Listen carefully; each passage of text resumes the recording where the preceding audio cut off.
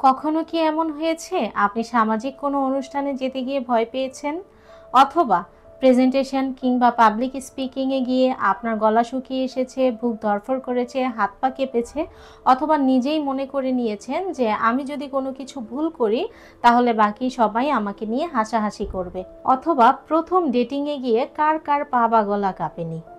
কর্মক্ষেত্রে কি নিজেই নিজেকে ভেবে নিচ্ছেন যে কলিগরা আমাকে আন্ডার পারফর্মার ভাবছে?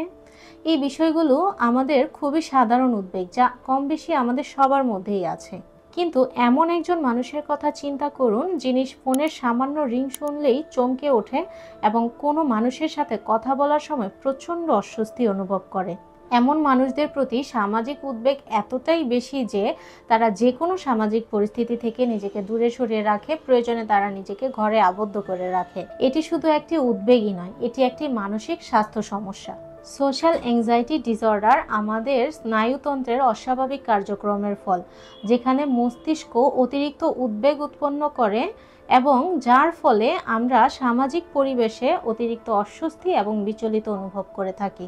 আপনি যদি সোশ্যাল অ্যাংজাইটি ডিসঅর্ডারের সাথে সংগ্রাম করে থাকেন তাহলে আপনি একজন প্রফেশনাল সাইকোলজিস্টের সহযোগিতা নিতে পারেন।